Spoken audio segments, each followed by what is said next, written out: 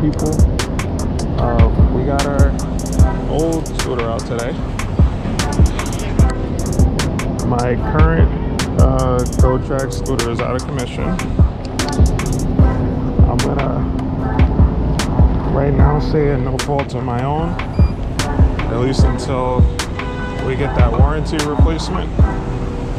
But let's see how they handle that. You know, last time I saw a comment from Old Scooter Dude, you should definitely go check his channel out. He was talking about he wasn't appreciating their customer service, so I could easily see why. It seems like a very small operation. All right, let's see how they handle this. I'm going to leave it at that. In the meantime, I am looking at other scooters, possibly as a replacement if that doesn't go through. Because basically what happened on the GoTrax, the battery just died. I'm not sure exactly what happened. Could be damaged. I don't know if I like hit a bump or something and it just stopped working or whatever the case may be, but it's not functioning. So the scooter is not turning on at all.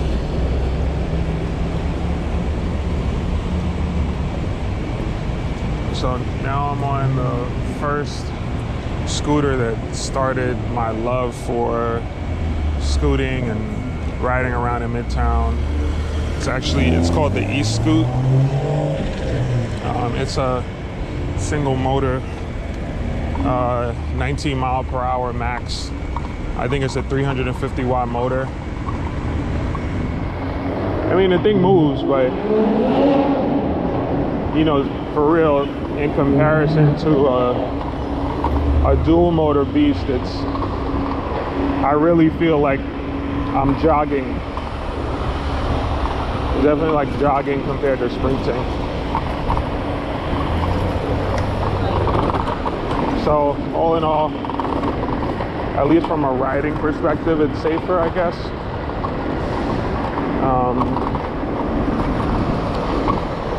One thing that I will say, this scooter itself actually got discontinued. And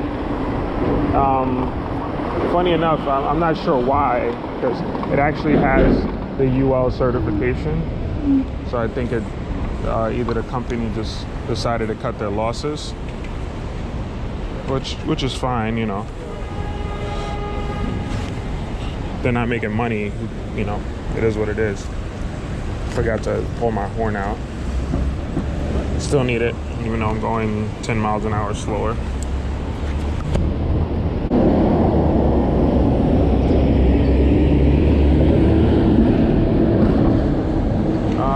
But yeah, so I'll tell you a couple of pros and cons just off the rip. Things that I've noticed when riding this. And also not sure if you can hear that little rattling noise. I guess we'll start with the cons. This scooter, I actually fold my scooter down quite regularly. Obviously I did it with the GoTrax a lot. It makes it easier to carry it up and down stairs or to put it away when I actually get it home. The fold mechanism was attached to the fender on this, and I think over time, you know, the yanking up, yanking down, yanking up, yanking down, that eventually loosened the fender up. So the fender, I'm actually not sure how it's still on, but it still is, which is great. But comes with a little bit of a rattle, so I somewhat sound like a city bike going up the block, right? It's not criminal. It's like another layer of noise, you know, as I'm riding up the street. So it's helpful because if people hear it, anything that people hear while you're going up the street is helpful. Absolutely. Next con, we'll just start there. is obviously the speed. You know, single motor, 350 watt max. I think maybe it's like a 600, 700 watt max output. Is not gonna move the same way. So I can get up to 19 miles an hour is the max. Yeah, 19 miles an hour. Very, I don't want to say slowly. I'm sure there's slower scooters.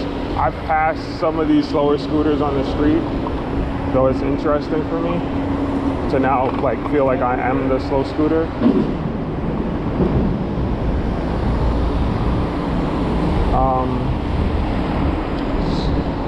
So yeah, I definitely the slow scooter now.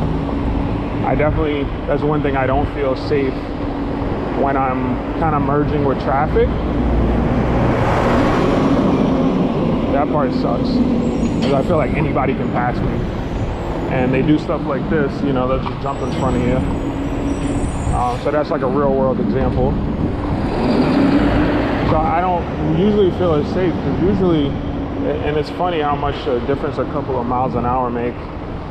I don't generally get up to 28 that often unless I'm on a straightaway and I feel like the block is empty. So for me, that's like when I get past here, like going past Union Square and making it into Chinatown, usually those blocks are pretty empty at this hour. Wow. Out of control Cujo over there. So I don't feel as safe, so I'm definitely taking more advantage of like the bike lanes and trying to, you know, stay in my element there, watch for people. I feel like it doesn't command the respect, you know, the speed from a speed perspective. I feel like for the most part, especially in New York, people don't really realize how, oh, wait, holding my breath real quick.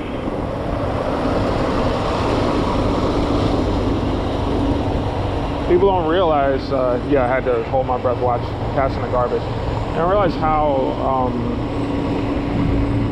quickly a scooter really can pull up on you.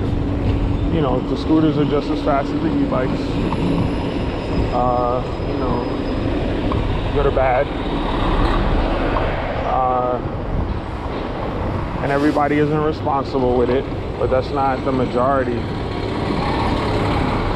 I'm not as concerned with the people who are speeding. I'm definitely more concerned with the people who are riding the wrong way and you're not wearing a helmet.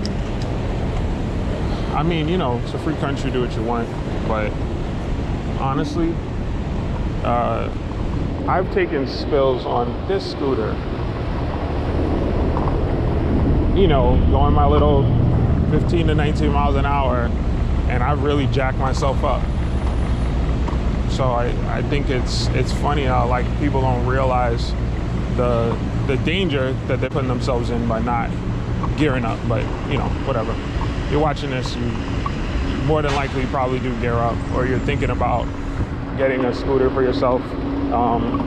This is a good place to start. You know, I don't think I don't have full disdain for it. It's useful. It still moves. It gets me to where I need to go.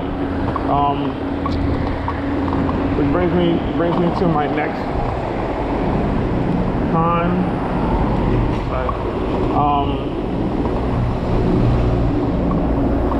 So in addition to the speed, the braking, and the braking is a pro and a con. The braking on this, because it actually has like the, you know, like the e-brake, like the regenerative braking, it works pretty good, but it works together with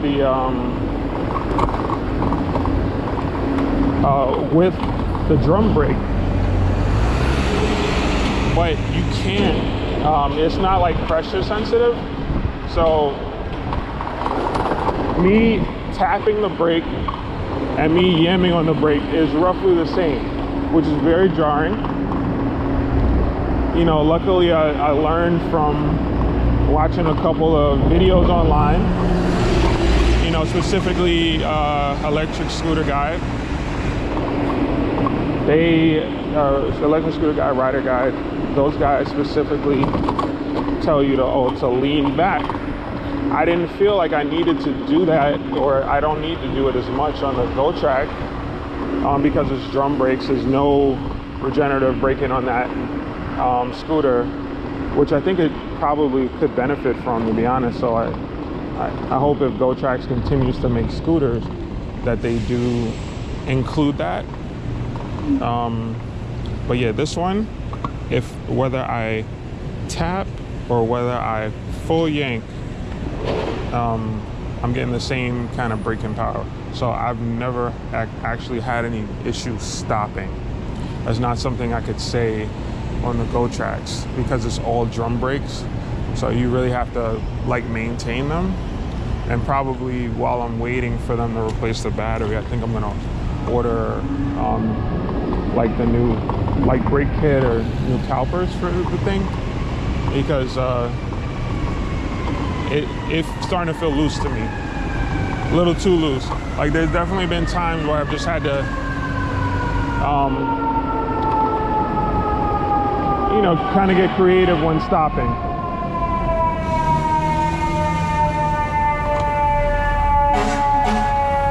Saying like there's been times where I've had to be a little bit creative when trying to come to a stop. Like you'll have to like weave, you know, it's kind of things you normally see skaters do because they don't have brakes, so they kind of have to do that to like stop themselves, like just kind of like weave in and out. So I've done that a couple of times on the GoTrax. Luckily, the times that I've done it, I haven't had anybody next to me, but I feel like I've only experienced that at higher speeds. Usually I'm going over, you know, like 24, 25, you know, then I had to like kind of watch myself. So thank you. But yeah, so yeah, the next thing, cruise control. This throttle, even though it's somewhat responsive, there's a little bit of a dead zone, like, and it's weird. The dead zone's like in the middle. So if you press it full throttle, like I'm pressing it now, I don't want to say you have to have like a death grip on it to get it to stay at that speed, but you hear now, it just activated. But it's supposed to activate, I think, in like 5 seconds, and that was definitely more than 5 seconds. Because I feel like it changes the speed from time to time. Which isn't a, you know, super big deal, but it's annoying, like, because it'll lead to like fatigue. You know, nobody wants to be holding onto a throttle when you're going like 3-4 miles. Especially at this speed. Like, if I had a finger throttle, I think I'd be okay with that, maybe, because I feel like you're not gonna wear yourself out as quickly. But yeah. So that's another one. The next one that I have a beef with, and it makes me wonder about some of the other scooters. This thing has a front fork suspension. It's garbage. You feel every single bump on the road. Like, it's probably cushioned a little bit from the tires, and we'll get to the tires in a second. But the actual like suspension, I feel, does nothing.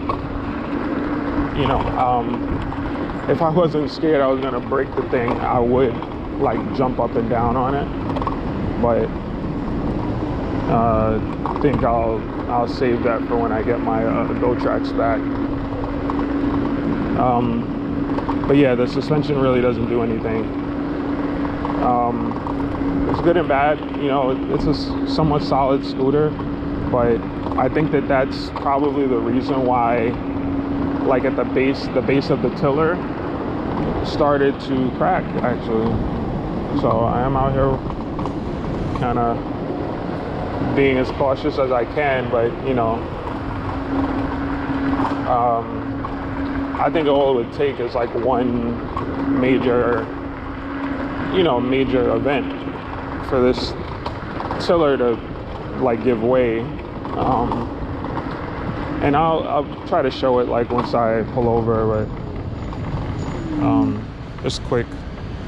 So I don't recommend this at all, but if you can see at the base of the scooter, the tiller's a little bit cracked. I'll try to zoom in on it. It works, but it's kind of like how much longer do you really have with it. Next thing is the tires. The tires, I replaced my rear tire because I had gotten so many flats. I swapped it out for a solid tire. I had air-filled ones on the rear and the front, but now I only have it on the front because the front one for some reason doesn't get nearly as many flats. I think I've filled it with slime once, and I've never had issues with it. I actually haven't filled that tire in months, but it's fine. I couldn't say that for the rear tire. The rear tire was going flat like every 5 seconds. I didn't care how much slime. I emptied a whole bottle into the thing, and it was still doing the same thing. So it is what it is. Now that we've kind of discussed that, let's talk about the good things about this scooter.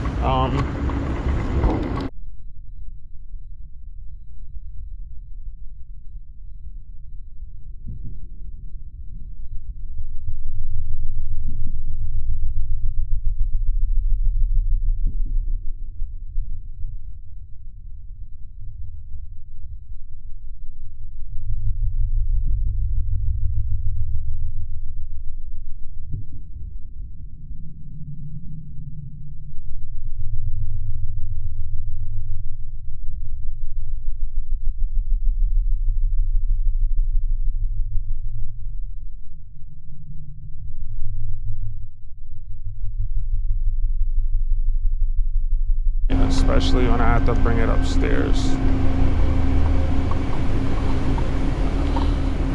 So it's like an absolute joy to bring up. I think this scooter is 40 pounds, maybe 44, which, you know, the 20 pounds makes a difference, especially if you're doing it every single day.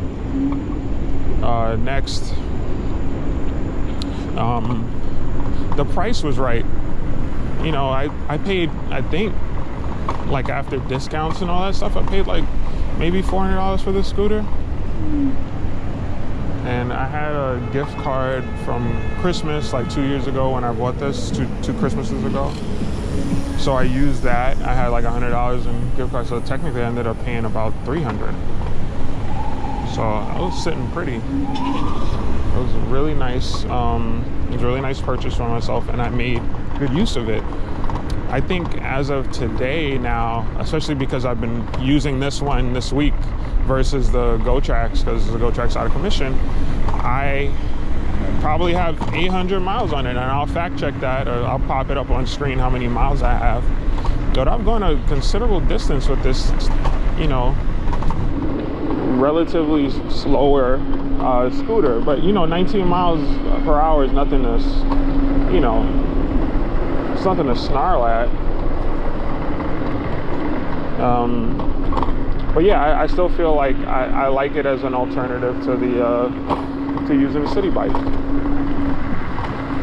Ooh, the city bike I think can get about up to 18, 19. Someone's pedaling like spirited.